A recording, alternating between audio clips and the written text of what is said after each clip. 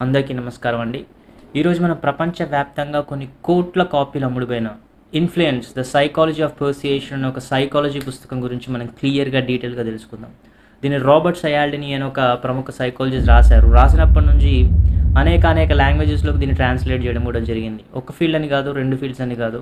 ఒక psychology field తీసుకోండి, advertisement, marketing, sales, counselling, career, dating, education, teaching ఇట్లా చెప్పుకుంటూ పోతే అనేక ఫీల్డ్స్‌లో ఉన్న అనేక మందిని ఇది అత్యంత ప్రభావితం చేసిన పుస్తకం, అత్యంత ఇన్‌ఫ్లూయెన్స్ చేసిన పుస్తకం కూడా చెప్పుకోవచ్చు. అయితే ఈ పుస్తకం గురించి మనం ఎందుకు తెలుసుకోవాలి అనేది మన మొదటి ప్రశ్న వేసుకుంటే, రోజువారీ జీవితంలో మనల్ని అందరూ ఇన్‌ఫ్లూయెన్స్ చేయాలనే చూస్తుంటారు. మన ఫ్రెండ్స్ ఇన్‌ఫ్లూయెన్స్ చేయడానికి చూస్తుంటారు. లేకపోతే మన రిలేటివ్స్, మన బంధువులు అండ్ ముఖ్యంగా కంపెనీ వాళ్ళు, బిజినెస్ వాళ్ళు, ఆర్గనైజేషన్స్ వాళ్ళు లేదా ఒక కార్పొరేషన్ వాళ్ళు. ఎందుకంటే వాళ్ళ మనుగడ మన యొక్క అటెన్షన్ మీద ఆధారపడి ఉంటుంది. అంటే వాళ్ళ ప్రోడక్ట్స్ వైపు కానీ, వాళ్ళ సర్వీసెస్ వైపు కానీ మనల్ని ఆకర్షితులు చేసి వాటిని మనం కొనేలాగా చేయగలిగితేనే వాళ్ళ మనుగడ ఉంది కదా. సో ఈ ఇన్‌ఫ్లూయెన్స్ చేయడానికి వాళ్ళు కొన్ని సైకలాజికల్ ప్రిన్సిపల్స్ మన మీద వాడతారు. అంటే జనరల్‌గా ఉన్న ఒక రూల్స్ కొన్ని ఉంటాయన్నమాట. ఆ రూల్స్ వాడితే మనం ఈజీగా ఎదుటి వాళ్ళ వైపు ఆకర్షితులమయ్యి వాళ్ళు చెప్పేది మనం చేసేటట్టుగా, లేకపోతే వాళ్ళు చూపించిన త్రోవలో మనం నడిచేటట్టుగా వాళ్ళ ద్వారా మనం ప్రేరేపించబడతాం, ప్రోత్సహించబడతాం లేదా ప్రభావితం అవ్వబడతాం. అదే ఇన్‌ఫ్లూయెన్స్ అంటేనండి. సో ఇన్‌ఫ్లూయెన్స్ గురించి మనం క్లియర్‌గా తెలుసుకుంటే ఏంటంటే మనమేంటి, అసలు మనల్ని నడిపించే శక్తులేంటి, మనం ఎలాంటి వాటికి ఆకర్షితులం అవుతాం, ఎంత ఈజీగా ఆకర్షితులం అవుతాం అనేది కూడా మనకు తెలిస్తే మన మీద మనకి ఒక మంచి క్లారిటీ కూడా ఈజీగా డెవలప్ అవుతుంది. అయితే ఇప్పుడు ఈ పుస్తకం మీరు చదివినా చదవకపోయినా ఇప్పుడు నేను చేస్తున్న ఈ బుక్ రివ్యూని పూర్తిగా చూస్తే అన్ని ఎగ్జాంపుల్స్‌తో నేను చెప్పబోతున్నాను. సో మీకు పుస్తకం చదవాల్సిన అవసరం మాత్రం 100% రాదు. అది నా పూచి, అది నా గ్యారంటీ. సో పూర్తిగా ఈ వీడియోని కంప్లీట్‌గా చూడండి. ఇంకా లేట్ చేయకుండా మనం మెయిన్ వీడియోలోకి వెళ్ళిపోదాం. First psychology principle of persuasion ఏంటి అంటే రెసిప్రోసిటీ. రెసిప్రోసిటీ అంటే తిరిగి ఇచ్చారనుకోవడం. ఎవరైనా మనకు మంచి చేశారనుకోండి, తిరిగి వాళ్ళకి మళ్ళీ మంచి చేయాలన్న తాపత్రయం మనలో చాలా స్ట్రాంగ్‌గా డెవలప్ అవుతది. అదే రెసిప్రోసిటీ ప్రిన్సిపల్. ఈ రెసిప్రోసిటీ ప్రిన్సిపల్ యూజ్ చేసుకొని మనకి కంపెనీల్లో గానీ, లేకపోతే సూపర్ మార్కెట్‌లో ఫ్రీ శాంపుల్స్ ఇస్తుంటారు. ఫ్రీ శాంపుల్స్ ఇస్తే జస్ట్ టెస్ట్ చేయడానికి అనుకుంటాం. కానీ అది మనం ఇంటికి తీసుకెళ్ళి మన దగ్గర పెట్టుకొని తర్వాత మళ్ళీ మనకి వాళ్ళకి ఒక రకమైన బాండ్ ఫార్మ్ అవుతది. ఏంటంటే ఓకే, మనకి ఫ్రీగా ఇచ్చారు కదా, మళ్ళీ వాళ్ళకి బిజినెస్ ఇవ్వాలి అని ఒక తపన ఆటోమేటిక్‌గా ట్రిగ్గర్ అయిపోతది. ఎందుకంటే మంచి చేస్తే మళ్ళీ మంచి చేయాలి అనేది common human psychological tendency, common bias అని చెప్పొచ్చు. ఇది అనాదిగా వస్తూనే ఉంటుంది. ఎందుకంటే మంచి చేస్తే మనకి మనం మళ్ళీ మంచి చేస్తాం. మంచి చేయడం అనేది ఒక రిపీటెడ్ సైకిల్ లాగా అవుతుంది. మీరు నాకు మంచి చేశారు, నేను మీకు మంచి చేశాను, మళ్ళీ మీ నుంచి నాకు మంచి వస్తదని ఎక్స్‌పెక్టేషన్‌తో కూడా నేను చేయొచ్చు. దాంట్లో స్వార్థం ఉంది, స్వలాభం కూడా ఉంది. సో ఆ మంచి అనేది మనకి నిరంతరంగా మన లైఫ్‌లో వస్తుందన్న ఒక భావంతో కూడా మనం వెంటనే ఇచ్చేయాలనుకుంటాం. రుణం ఉంచుకోవద్దన్న ఒక స్ట్రాంగ్ ఫీలింగ్ మనలో ఉంటుంది. సో అది రెసిప్రోసిటీ ప్రిన్సిపల్. ఈ రెసిప్రోసిటీ ప్రిన్సిపల్ గురించి రాబర్ట్ సయాల్డిని తన పుస్తకంలో ఇచ్చిన ఎగ్జాంపుల్ ఏంటంటే హరే కృష్ణ సొసైటీ వాళ్ళు. అంటే హరే కృష్ణ సొసైటీ అంటే మన ఇస్కాన్ వాళ్ళండి. ఇస్కాన్ వాళ్ళు 1970s, 80s ఆ ప్రాంతంలో చాలా ప్రబలంగా వెస్టర్న్ కంట్రీస్‌లో, అమెరికా, యూకే లాంటి వెస్టర్న్ కంట్రీస్‌లో చాలా ప్రబలంగా వ్యాప్తి చెందగలిగారు. అంటే ఎన్నెన్నో డొనేషన్స్ సేకరించి మంచి సంపదని తెచ్చుకోగలిగి మంచి టెంపుల్స్ కూడా కట్టగలిగారు. వాళ్ళు యూజ్ చేసిన ప్రిన్సిపల్ ఏంటంటే సింపుల్ అండి.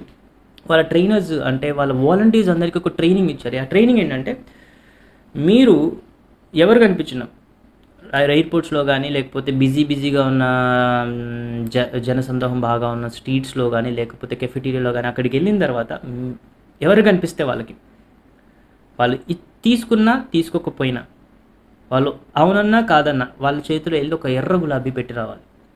అదే వీళ్ళు ఇచ్చిన ట్రైనింగ్.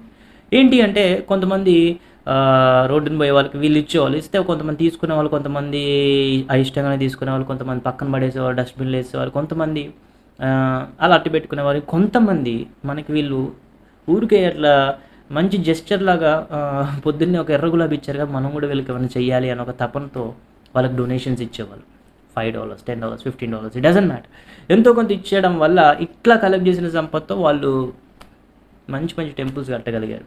సో సింపుల్ ప్రిన్సిపల్ ఏంటంటే మంచి చేస్తే మళ్ళీ మీరు వాళ్ళకి తిరిగి మంచి చేయాలనేది ఒక strong common human psychological tendency లోపల నుంచి మనకు కలుగుతుంది. అదే రెసిప్రోసిటీ. అందుకే ఇప్పుడు చాలామంది చూస్తే ఫ్రీ సెమినార్స్ అంటారు. ఫ్రీ సెమినార్స్ లేకపోతే ఫ్రీ మెటీరియల్ ఇచ్చేస్తుంటారు పీడిఎఫ్స్ రూపంలో, వాటి రూపంలో. ఎస్పెషల్లీ డిజిటల్ మార్కెటింగ్లో ఇది బాగా జరుగుతుంది.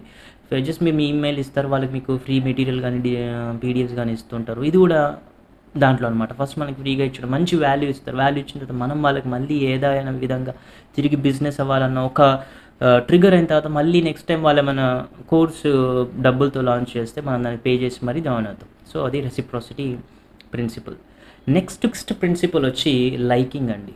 లైకింగ్ అంటే మనల్ని ఇష్టపడే వాళ్ళని కానీ మనం ఇష్టపడే వాళ్ళకి కానీ మనం ఈజీగా ఎస్ చెప్పడానికి ఆస్కారం ఉంటుంది. మనం ఇష్టపడే వాళ్ళకి మనల్ని ఇష్టపడే వాళ్ళకి నో చెప్పడం అంత సులువు కాదు, అంత ఈజీ కాదు, అంత కొంచెం కష్టంగా ఉంటుంది. ఎందుకు అంటే కొంచెం మొహమాటం అడ్డు వస్తుంది. సో ఈ లైకింగ్ ప్రిన్సిపల్ని యూజ్ చేసుకొని చాలా చాలా బిజినెస్ కూడా జరుగుతుంది.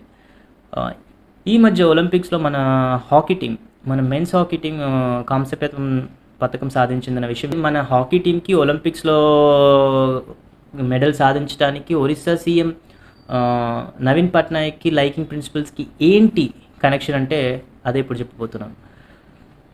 2018 ఆ సంవత్సరంలో సహారా కార్పొరేషన్ వాళ్ళు హాకీ టీంకి, అదే మన ఇండియన్ హాకీ టీంకి స్పాన్సర్షిప్ ఆపేశారు.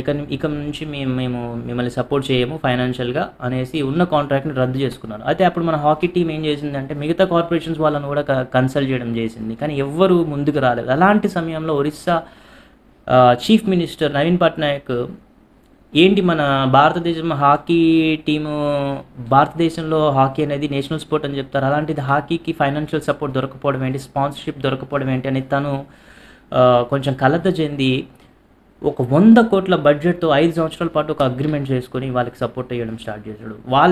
అతను ఇచ్చిన సపోర్ట్ తోటే, అంటే స్టేట్ స్పాన్సర్డ్ సపోర్ట్ అనుకోండి, తన ద్వారా వచ్చిన స్టేట్ స్పాన్సర్డ్ సపోర్ట్ తోటే ఇప్పుడు మెన్స్ హాకీ కానీ ఉమెన్స్ హాకీ కానీ వాళ్ళు తర్వాత రోజుల్లో ప్రాక్టీస్ చేయడము, వాళ్ళకి కావాల్సిన వస్తువులు అవన్నీ సమకూర్చుకోవడము, వాళ్ళకి కావాల్సిన రెమ్యూనరేషన్ ఇవన్నీ దాంట్లోంచి తీసుకోవడం జరిగింది. సో ఆయన ఇచ్చిన సపోర్ట్ని వీళ్ళు కూడా చాలా పాజిటివ్గా రెస్పాండ్ అయ్యారు. సో ఇక్కడ ఏంటి అంటే లైకింగ్ ప్రిన్సిపల్ ఎక్కడ ఎందుకు వచ్చింది అంటే, లోగడ ఇదివరకులో ఒరిస్సా సీఎం నవీన్ పట్నాయక్ చిన్నప్పుడు హాకీ టీంలో ఒక మంచి ప్లేయర్గా ఉండేవాడు. అంటే స్కూల్ కాలేజ్ ఆ టైంలో తను హాకీ బాగా ఆడేవాడు. హాకీ అంటే ఒక మక్కువ ఎక్కువ ఆయనకి. సో ఆ విధంగా తనకి ఆ లోపల నుంచి ఆ ఫీలింగ్ ట్రిగ్గర్ అయింది, మన హాకీ నేను ఇష్టపడే గేమ్ అన్నది కాబట్టి కాన్సెప్ట్ అక్కడ ఈజీగా వాళ్ళకి సాయం చేయడానికి ముందుకు రావడం జరిగింది. ఇది లైకింగ్ ప్రిన్సిపల్ ఒక థింగ్. అయితే ఇప్పుడు సేల్స్మెన్ అంటే ఎవరంటే ఒక అపరిచితుడు మన ఇంటికి వచ్చి ఏదో ఒకటి అమ్మడానికి ట్రై చేస్తాడు, అతనే సేల్స్మెన్ అనుకుందాం, అంటే డోర్ టు డోర్ సేల్స్మెన్ అనుకుందాం. కానీ ఈ డోర్ టు డోర్ సేల్స్మెన్ కూడా మనతోటి ఒక ర్యాప్, అంటే స్వారూప్యత, మేము ఒకటే అన్న ఒక ఫీలింగ్ని క్రియేట్ చేయగలిగితే తను కూడా మనకు అమ్మడం ఈజీగా ఉంటుంది. సో అది వాళ్ళు చేస్తుంటారు ఈ సేల్స్మెన్.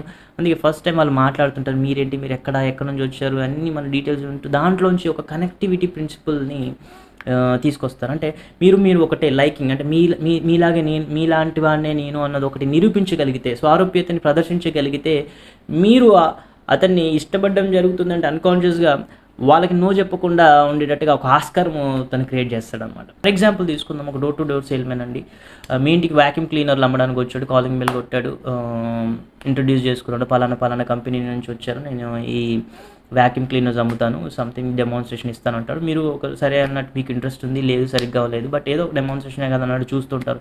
సో మీ వాటర్ ఇచ్చి ఆతిథ్యం ఇచ్చి దాన్ని ఆహ్వానిస్తారు. తర్వాత మామూలుగా డెమాన్స్ట్రేషన్ ఇస్తూ మీ ఇంట్లో గోడ పైన సాయిబాబా ఫోటో చూస్తారు. ఫోటో చూసిన తర్వాత తను ఇలా అండి, నేను కూడా చాలా పెద్ద సాయిబాబా భక్తునండి, యాక్చువల్లీ ఈ మధ్య నేను షిరిడీకి కూడా వెళ్ళొచ్చాను, ఫ్రెండ్స్తో పాటు చాలా సరదాగా జరిగింది ట్రిప్, దర్శనం కూడా చాలా చాలా అద్భుతంగా జరిగింది, సాయిబాబా అంటే ఇంకా మాకు చాలా అదండి, ఎందుకంటే నాకు ఇప్పుడు వచ్చిన జాబ్ కూడా ఆయన ద్వారా వచ్చిందని నేను నమ్ముతాను. ఏదో ఒక పర్టికులర్ టైంలో చాలా చాలా కష్టంగా ఉన్న రోజుల్లో అప్పుడు ఆయన సాయిబాబా ఆశీస్సులతోటే నాకు ఈ సేల్స్ మార్కెటింగ్లో జాబ్ కూడా వచ్చింది. సో అది నేను చెప్పుకుంటూ వస్తాడు. ఈ చెప్పడం వల్ల ఏమవుతుందంటే మీకు ఆయనకి స్వారూప్యత, అంటే ఆ లైకింగ్లో, అంటే మీ భావాలు ఆయన భావాలు ఒక దగ్గర కలుస్తున్నాయన్న విషయం అయ్యేసరికి ఎన్నో రోజులు పరిచయం ఉన్న వ్యక్తిగా మీకు లోపల మనసులో అనిపిస్తూ ఉంటుంది. సో ఇలాంటి వ్యక్తికి మీరు నో చెప్పడానికి కొంచెం ఛాన్సెస్ తక్కువ అయిపోతుంటాయి మీకు. సో ఇంకేమనిపించవచ్చు అంటే సాయిబాబా గారే మనల్ని ఈ సాయిబాబే ఈ సేల్స్మెన్ మన ఇంటికి పంపించి ఈ వాషింగ్ మిషన్ కొనిపించేలా చేస్తున్నాడు అనే ఫీలింగ్ కూడా క్రియేట్ అవ్వచ్చు. We don't know how it happens. But in general ఈ లైకింగ్ ప్రిన్సిపల్ అనేది చాలా స్ట్రాంగ్ ప్రిన్సిపల్. ఇది అన్ని చోట్ల వాడబడుతుంది. సో ఇది సెకండ్ ప్రిన్సిపల్. థర్డ్ ప్రిన్సిపల్ వచ్చి సోషల్ ప్రూఫ్. సోషల్ ప్రూఫ్ అంటే ఇతరులు కూడా చేస్తుంటే మనం దాన్ని అనుకరించడానికి ఎక్కువగా ఆస్కారం ఉంటుంది. అదే సోషల్ ప్రూఫ్. అంటే ఫర్ ఎగ్జాంపుల్ చూడండి, యూట్యూబ్లో లైక్స్ బటన్ పెట్టారు. ఎందుకు పెట్టారు? యూట్యూబ్లో లైక్స్ 1000 లైక్స్ 10,000 లైక్స్ ఉంటే ఆటోమేటిక్గా మనకు అనిపిస్తుంది ఏదో మంచి వీడియో అనిపిస్తుంది, రైట్? సో వెంటనే మనం దాన్ని క్లిక్ చేస్తాం, చూస్తుంటాం. ఎందుకంటే మిగతా వాళ్ళు కూడా దాన్ని చూశారు, దాన్ని ఆమోదించారు అనే ఒక మనకి అన్కాన్షియస్గా ఒక నమ్మకం ఏర్పడుతుంది. అలాగే ఇప్పుడు రివ్యూస్ చూడండి. ఖచ్చితంగా అమెజాన్ అంటే ఏంటి? అమెజాన్ అంటే మొత్తం రివ్యూస్ మీద డిపెండ్ అయ్యింది. అంటే సోషల్ ప్రూఫ్ మీద అమెజాన్ అనే సైట్ కూడా బిల్డప్ అయింది. ఎందుకు మీరు అమెజాన్కి వెళ్ళారు, ఏదో ప్రోడక్ట్ కొందామని వెళ్ళారు, ఒకదానికి 5 రివ్యూలు ఉన్నాయి, ఒకదానికి 5,000 రివ్యూలు ఉన్నాయి. దేని మీకు మనసు మళ్ళుతుంది ఈజీగా అంటే 5,000 రివ్యూలు ఉన్న దానిపైనే వెళ్తుంది. ఎందుకంటే 5,000 మంది ప్రోడక్ట్ని వాడి ఇది బాగుందని నిర్ధారించి దానికి ఒక రేటింగ్ ఇచ్చి ఒక టెస్టిమోనియల్ లాగా ఇచ్చారు. సో దాన్ని మీరు ఈజీగా కొనడానికి ఎక్కువ ఆస్కారం ఉంటుంది. ఈ 5 రివ్యూలు ఉన్న ప్రోడక్ట్ దీనికన్నా చీప్ అయి ఉండొచ్చు, దీనికన్నా బెటర్ క్వాలిటీ అయి ఉండొచ్చు, దీనికన్నా బెటర్ పర్ఫార్మెన్స్ ఉండొచ్చు. బట్ మీ మనస్సు మాత్రం ఈ 5,000 రివ్యూలు ఇచ్చిన ప్రోడక్ట్ వైపే లాగుతుంది. ఎందుకంటే అంతమంది వాడారంటే ఇందులో ఏదో ఉంది, ఏదో మహత్తుంది, ఇందులో ఏదో గొప్పతనం ఉంది, ఇది బాగుంటుందేమో అన్నొకటి మనకి న్యాచురల్గా జరిగిపోతుంది అనమాట, అన్న ఒక ఫీలింగ్ న్యాచురల్గా క్రియేట్ అవుతుంది అనమాట. సో అది ఈ సోషల్ ప్రూఫ్ దాని గురించి. ఇంకా సోషల్ ప్రూఫ్ గురించి చెప్పాలంటే జాతిరత్నాల సినిమా మీరు ఒక్కలే చూస్తే ఎంత పెద్ద జోక్ వచ్చినా కానీ మామూలుగా చిన్నగా నవ్వుతారు, లేకపోతే చిన్న స్మైల్ ఇస్తారు, లేకపోతే ఓహో అనుకుంటారు. అదే మీరు థియేటర్లో 10 మందిలో కలిసి చూడండి, జోక్ ఎలాంటిదైనా కానీ అందరూ నవ్వేసరికి మీరు కూడా వాళ్ళతో పాటు గుళ్ళు నవ్వుతారు. That is also the principle of social proof. ఎందుకంటే కొన్ని కామెడీ షోస్ చూడండి, టీవీలో మీరు వచ్చే కామెడీ షోస్లో వెనకాల లాఫ్టర్ అనిపిస్తుంది, అంటే వేరే వాళ్ళు నవ్వినట్టు పెడుతుంటారు, సౌండ్ వెనకాల చూస్తుంది, అంటే అక్కడ ఎవరు ఆడియన్స్ నవ్వుతున్నట్టు సౌండ్ వస్తుంది ప్రతి జోక్ వెనకాల. సో అది ట్రిగ్గర్ అవుతుంది మనలో కూడా, అందరు నవ్వుతున్నారు మనం కూడా నవ్వాలని అన్కాన్షియస్గా మనం ఆ జోక్కి ఎలాంటిదైనా కానీ మనం కనెక్ట్ అయ్యి వెంటనే నవ్వడం స్టార్ట్ చేస్తాం. సో అది మీరు పర్సనల్గా ఉన్నప్పుడు ఎక్స్పీరియన్స్ చేసే ఉంటారు డెఫినెట్లీ. అది సోషల్ ప్రూఫ్కి చాలా చక్కని ఉదాహరణ. ఈ సోషల్ ప్రిన్సిపల్ని బిచ్చగలు ఎలా వాడుతున్నారో తెలుసుకుంటే ఇంకా ఆశ్చర్యంగా అనిపిస్తుంది. ఏంటంటే బిచ్చగళ్ళ గిన్నెలు ఖాళీ బొచ్చులు చూసారండి, ఎప్పుడు ఖాళీగా ఉండవు. దాంట్లో 10 రూపాయల నోట్లు, 5 రూపాయల బిల్లలు, లేకపోతే 20 రూపాయల నోట్లు ఇవన్నీ పెట్టేసి ఉంచుతారు. ఎప్పుడు దాన్ని ఖాళీగా ఉంచారు. ఎందుకంటే మనం వెళ్తూ ఉంటే చూస్తే ఓహో మిగతా వాళ్ళు కూడా డొనేట్ చేశారు, మిగతా వాళ్ళు కూడా దానం చేశారు అన్నది మన లోపల అన్కాన్షియస్గా ట్రిగ్గర్ అయిపోయి మనం కూడా జోబులోంచి రూపాయి, 2 రూపాయలు, 5 రూపాయలు వేయడం అనేది సహజంగా జరిగిపోతుంది. సో ఇంకా పాయింట్ వైజ్ ఉంటారు, అంటే ట్రాన్స్జెండర్ పీపుల్ ఉంటారు, వాళ్ళు కూడా చేతులు నిండా పెట్టుకొని వస్తారు డబ్బులు. చేతులు నిండా డబ్బులు పెట్టుకొని వస్తే ఏమవుతుంది అంటే మిగతా వాళ్ళు ఇచ్చారు మనం కూడా ఇవ్వడానికి ఏంటి అనేది ఒక అన్కాన్షియస్గా మనలోకి అయిపోతాం. అందరూ ఇస్తున్నారు కదా నేను కూడా ఇవ్వాలి అన్న ఫీలింగ్లోకి వెళ్ళిపోతాం. అది సోషల్ ప్రూఫ్ యొక్క పవర్. అది third psychological principle of persuasion.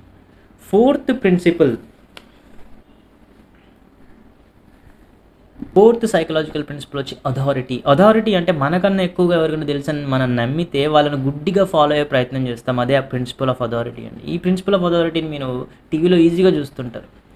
అంటే ఒక డాక్టర్ కోట్ వేసుకొని ఒక ఆయన వస్తారు, వచ్చి ఏమంటాడంటే నా అందరి రోగాలు నేను నయం చేస్తాను, నాకు రోగం వస్తే నేను ఏం వాడతానో తెలుసు అంటాడు. అంటే యాజ్ ఎ డాక్టర్గా నేను చెప్తున్నాను వినండి, ఇది వాడండి అని అన్కాన్షియస్గా మీ మైండ్లోకి ఎక్కిస్తుంటాడు, అంటే ఇన్ఫ్లుయెన్స్ చేయడం ట్రై చేస్తుంటాడు.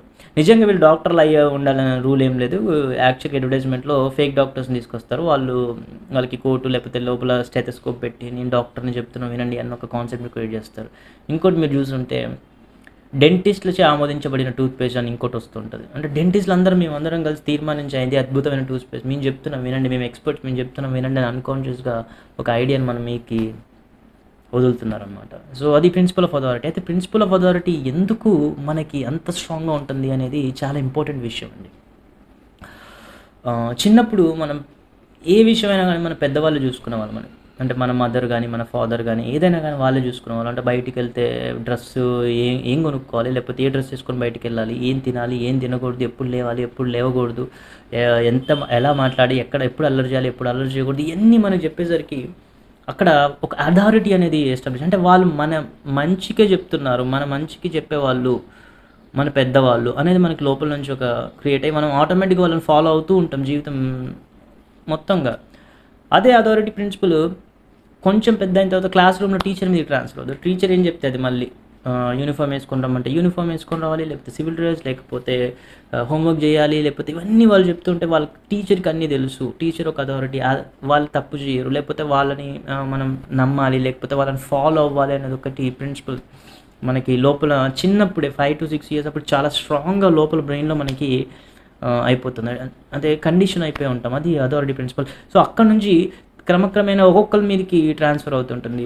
చిన్నప్పుడు తల్లిదండ్రుల మీద ఉంది, తర్వాత కొంచెం పెద్ద అయిన తర్వాత టీచర్స్ మీదకి వచ్చిన తర్వాత లెక్చరర్స్ మీదకి వస్తుంది, తర్వాత ఇంకెవరైనా అథారిటీ అని ఎస్టాబ్లిష్ చేసుకోగలిగితే వాళ్ళని మనం ఈజీగా నమ్మి వాళ్ళు మనకంటే ఎక్కువ తెలుసు, వాళ్ళని ఫాలో అయ్యే ప్రయత్నం చేస్తాం, లేకపోతే వాళ్ళు చెప్పింది మనం విశ్వసించి అది గుడ్డిగా మనం అప్లై చేసుకునే ప్రయత్నం చేస్తాం. అది ప్రిన్సిపల్ ఆఫ్ అథారిటీ. అండ్ చూడండి, ఈ ప్రిన్సిపల్ ఆఫ్ అథారిటీతో ఎవరికైతే ప్రాబ్లం ఉందో వాళ్ళు ఇద్దరు యాంటీ సోషల్ ఎలిమెంట్స్ అవుతారు, లేదు అంటే పెద్ద పెద్ద బిజినెస్ మ్యాన్లో, లేకపోతే ఆంటర్ప్రెన్యూర్స్, లేకపోతే దేశాన్ని మార్చేంత గొప్ప వాళ్ళు కూడా అవుతుంటారు. అంత బ్యాక్ బెంచర్స్ అనుకోండి ఫర్ ఎగ్జాంపుల్.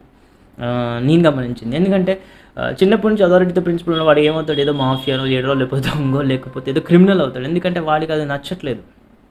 లేదు అంటే ఇప్పుడు డ్రాప్ అవుట్స్, కాలేజ్ నుంచి డ్రాప్ అవుట్స్, బిల్ గేట్స్ తీసుకోండి, లేకపోతే ఇంకా స్టీవ్ జాబ్స్, వీళ్ళందరూ ఎగ్జాంపుల్ తీసుకుంటే వాళ్ళందరికీ ఒక పర్టికులర్ పాయింట్లో ఆ అథారిటీ నచ్చక బయటికి రావటము, లేకపోతే చెప్పేది నచ్చక నాకు ఇంకా బెటర్గా తెలుసు అని ఒక నమ్మకంతో బయటకు వచ్చిన వాళ్ళు స్వతహాగా వాళ్ళు డెవలప్ చేసుకుంటూ వచ్చారు. సో ఇది కూడా ఉందన్నమాట. సో అథారిటీ అనే ప్రిన్సిపల్ యూజ్ చేసి మనల్ని ఎట్లా ఇన్ఫ్లుయెన్స్ చేస్తున్నారు అనేది ఎగ్జాంపుల్స్ అయితే టీవీలో వచ్చిన యాడ్స్ మాత్రం చాలా best examples. Yeah. And fourth principle వచ్చి స్కేర్సిటీ అండి. ఏదైనా మనకి టైం గడిచిన తర్వాత మనకు దొరకదు, రేపు ఈ రోజు వరకు దొరుకుతున్న తర్వాత దొరకదు అన్నప్పుడు దానిపైన మనకి చాలా ఆశ పుడుతుంది, ఇంకా దొరకదు అన్న ఫీలింగ్ మనలో ఎక్కువ ఆశను రేపిస్తుంది. ఆ ప్రోడక్ట్ పైన ఉండాల్సిన దానికన్నా, సహజంగా ఉండాల్సిన దానికన్నా ఎక్కువ ఆశపడుతుంటాం.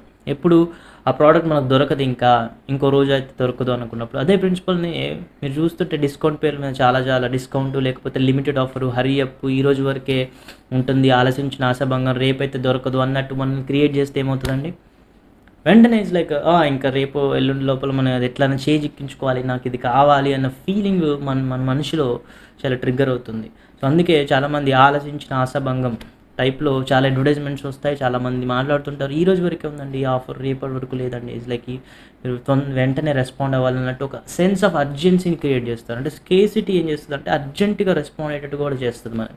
అది ఫోర్త్ అది స్కేర్సిటీ ప్రిన్సిపల్. ఈ స్కేర్సిటీ ప్రిన్సిపల్ అనేది చాలా ఇంపార్టెంట్గా డేటింగ్ ఇండస్ట్రీలో వాళ్ళు వాడుతున్నారు. డేటింగ్ ఇండస్ట్రీ అంటే రిలేషన్షిప్ అడ్వైజులు ఇచ్చే కోచ్లు, ఎక్స్పర్ట్లు, లేకపోతే లవ్ గురుస్ ఉంటారు కదా, వాళ్ళు ఏం చెప్తారంటే ఆపోజిట్ జెండర్కి మీరు ఎక్కువ అవైలబుల్గా ఉండకండి అని చెప్తారు. ఎక్కువ అవైలబుల్గా ఉండడం అంటే వాళ్ళు ఎప్పుడు ఫోన్ చేసినా ప్రతిసారి వెంటనే రెస్పాండ్ అవ్వద్దు, లేకపోతే టెక్స్ట్లకి వెంటనే రెస్పాండ్ అవ్వద్దు, మీరు కొంచెం బిజీ పర్సన్ లాగా బిల్డప్ ఇవ్వండి. మీరు ఎక్కువగా అవైలబుల్గా ఉంటే వాళ్ళలో అట్రాక్షన్ ప్రిన్సిపల్ తగ్గుతూ ఉంటుంది అన్నమాట. అది వీళ్ళు చెప్పేది, అందులో వాస్తవం కూడా ఉంది. ఎందుకంటే ఎప్పుడు మాట్లాడేదే కదా అన్న ఫీలింగ్ వస్తుంది. అదే మరి అవైలబుల్గా లేకుండా, సో అందుబాటులో లేకుండా అప్పుడప్పుడు మాట్లాడుతుంటే అందని వస్తువులాగా మెయింటైన్ చేస్తూ ఉంటే వాళ్ళ ఆసక్తి కలుగుతుంటుంది. అంటే దొరకని వస్తువుగా, అంటే నాకు మాత్రమే, ఎప్పుడు మాట్లాడితే నాకు మాత్రమే అనే ఫీలింగ్ వస్తుంది. ఎప్పుడు మాట్లాడకుండా అప్పుడప్పుడు ఉంటే లైక్ ఏంటి అసలు ఈ వ్యక్తి ఏంటి, లైక్ వేరే వాళ్ళతో కూడా అన్న ఫీలింగ్ ఉంటుంది. సరే, ఈ అవైలబిలిటీ, ఈ స్కేర్సిటీ ప్రిన్సిపల్ డేటింగ్ ఇండస్ట్రీ వాళ్ళు చాలా అద్భుతంగా ఈ స్కేర్సిటీ ప్రిన్సిపల్ని డేటింగ్ ఇండస్ట్రీ వాళ్ళు ఎక్కువగా చెప్తుంటారు. డేటింగ్ ఇండస్ట్రీ అంటే రిలేషన్షిప్ అడ్వైస్లు ఇచ్చేవాళ్ళు, లేకపోతే రిలేషన్షిప్ కౌన్సిలరు, లేదా ఈ లవ్ గురూస్ ఉంటారు కొంతమంది, వాళ్ళు చెప్తుంటారు ఇట్స్ లైక్ ఆపోజిట్ జెండర్లో అట్రాక్షన్ క్రియేట్ చేయాలంటే మీకు వాళ్ళకి ఎక్కువగా అవైలబుల్గా ఉండొద్దు, వాళ్ళకి ఎక్కువగా అందుబాటులో ఉండొద్దు, వాళ్ళు అప్పుడప్పుడు కాల్ చేస్తున్నా కొన్నిసార్లు కావాలని రిసీవ్ చేసుకోకండి, టెక్స్ట్లకు వెంటనే రెస్పాండ్ అవ్వకండి, మీరు చాలా బిజీగా ఉన్నట్టు ప్రొజెక్ట్ చేయండి. ఇట్స్ లైక్ మీరు అందరినీ ద్రాక్షలాగా ఉండండి అని చెప్తారు. ఏమవుద్ది అంటే వెంటనే రెస్పాండ్ అవ్వకపోవడం వల్ల, లేకపోతే అంత అవైలబుల్ కాదని నిరూపించడం వల్ల ఏమవుతుందంటే మనకు దొరకరు అన్న ఒక కాన్సెప్ట్లో వాళ్ళపైన ఇంకా ఎక్కువ అట్రాక్షన్ కలుగుతుంది, ఇంకా ఎక్కువ ఆసక్తి కలుగుతుంది, ఇంకా ఒక మోజు పెరుగుతుంది. సో ఇది డేటింగ్ ఇండస్ట్రీ వాళ్ళు ఇలా వాడుతున్నారు ఈ ప్రిన్సిపల్ని. సిక్స్త్ ప్రిన్సిపల్ వచ్చి కమిట్మెంట్ అండ్ కన్సిస్టెన్సీ. అంటే ఒక్కసారి మీరు కమిట్ అయ్యారనుకోండి, అది జనాల మధ్యలో 10 మంది మధ్యలో మీరు ఎవరైనా కమిట్ అయితే అది నిలబెట్టుకునే ప్రయత్నం ఎక్కువగా చేస్తారు. అది కమిట్మెంట్ అండ్ కన్సిస్టెన్సీలో ఒక భాగం. దీన్ని ఎలా వాడతారు అంటే, ఉదాహరణకు మీరు ఒక దగ్గర ఏదో చారిటీకి దానం చేస్తారు, దానం చేయగానే మీకు రిసీట్ ఇస్తారు, లేకపోతే బ్యాడ్జ్ ఇస్తారు, లేకపోతే సర్టిఫికేట్ వస్తుంది, ఏదో ఒకటి వస్తుంది. వచ్చిన తర్వాత ఏంటి అంటే మళ్ళీ ఒక నెల 2 నెలల తర్వాత మళ్ళీ మీ దగ్గరికి వస్తారు. వచ్చినప్పుడు మళ్ళీ మీరు చారిటీ చేసే ఆస్కారం ఎక్కువగా ఉంటుంది. ఎందుకు అంటే లోగడ మీరు దానం చేశారు, మీరు దాత అని ఒక ఇమేజ్ క్రియేట్ అయింది అక్కడ.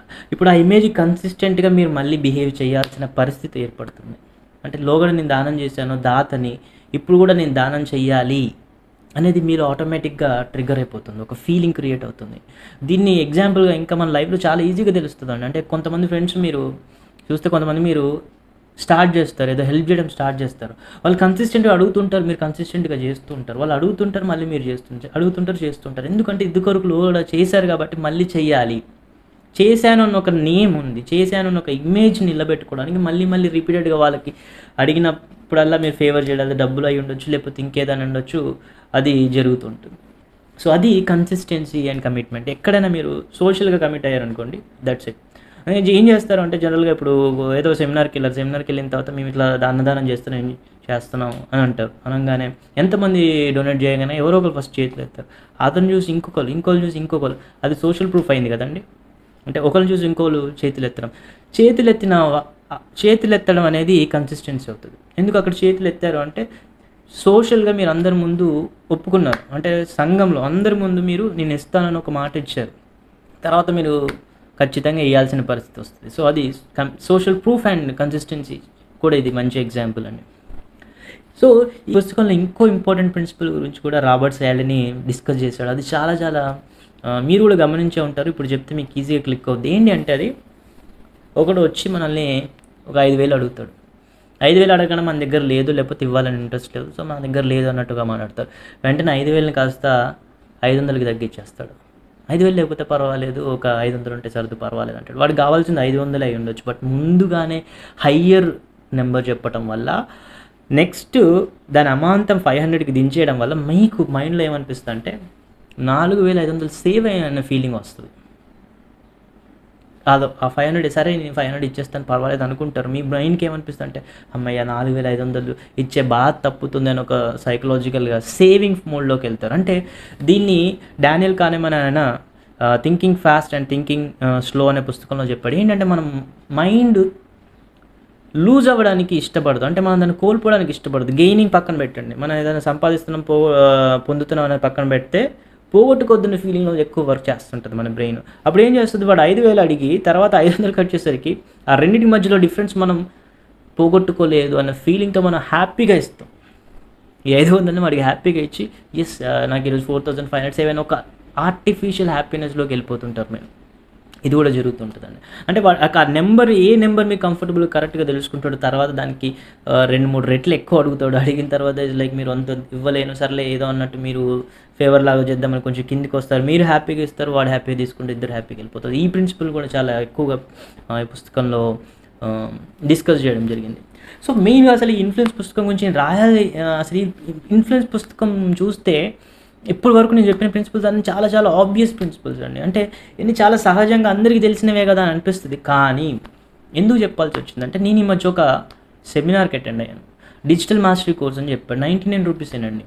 సరే ఏదో నేర్పిస్తాడు, యూట్యూబ్ అన్ని వీడియోస్ చెప్తాడు అని చెప్తే అడ్వర్టైజ్మెంట్ ప్రకారం వెళ్ళిన తర్వాత ఆయన ఫస్ట్ నుంచి 6 ఆల్మోస్ట్ అన్ని ప్రిన్సిపల్స్ వాడాడు. అన్ని ప్రిన్సిపల్స్ ఒకదాని వెంట వాడడం చూసిన తర్వాత నాకు ఆశ్చర్యం వేసింది. అంటే ఇన్ఫ్లుయెన్స్ పుస్తకాన్ని మరీ ఇంత లోతుగా వెళ్ళిపోయి ఇంత సింపుల్గా అన్నీ వాడేయడం అంటే ఇట్స్ లైక్ మనకేంటి వింటే ఏంటి ఇవన్నీ చాలా సింపుల్ ప్రిన్సిపల్స్, సిల్లీ ప్రిన్సిపల్స్ ఏంటి వాడేదంటారు, కానీ అందరు ఇవే వాడుతున్నారు, చాలా ఎక్కువగా వాడుతున్నారు. ఎందుకంటే కామన్ సైకాలజీ, మాస్ సైకాలజీ అనేది చిన్నపిల్ల లాంటిది. ఈజీగా ఇన్ఫ్లుయెన్స్ చేయొచ్చు, ఈజీగా ఎఫెక్ట్ చేయొచ్చు.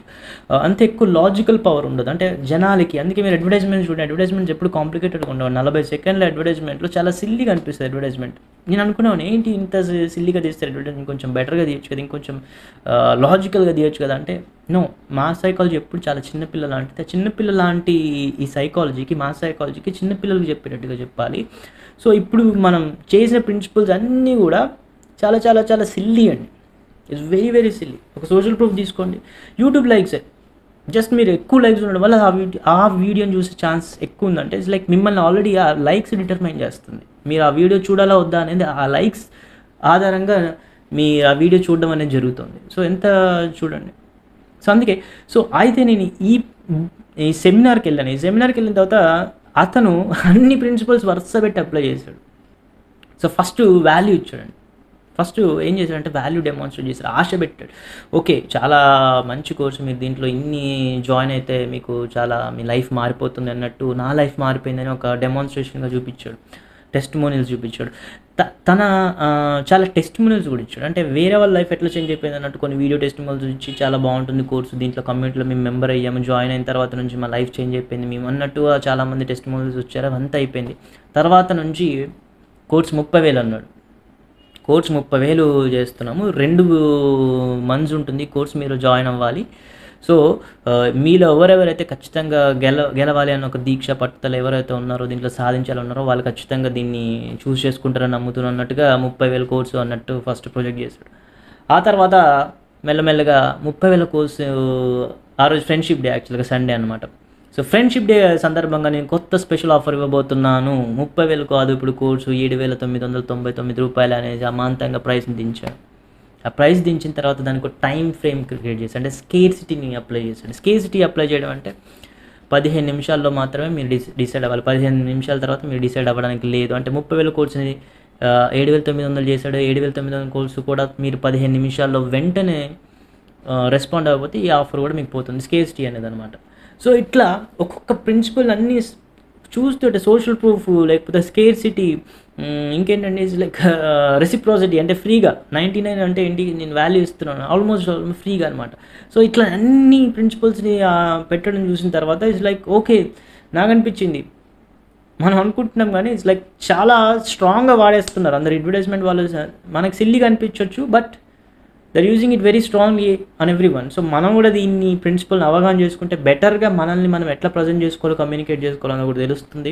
మన ప్రోడక్ట్స్ ఏమైనా ఉన్నా కానీ, లేకపోతే మన సర్వీసెస్ ఏమన్నా కానీ మనం ఎట్లా ఎదుటి వాళ్ళకి రీచ్ అవ్వాలి, ఎదుటి వాళ్ళలో కన్విక్షన్ క్రియేట్ చేయాలి, ఎదుటి వాళ్ళని మన వైపు ఇన్ఫ్లుయెన్స్ చేయాలి, మన దారిలోకి ఎలా తెచ్చుకోవాలనేది కూడా ఇది ఉపయోగపడుతుంది.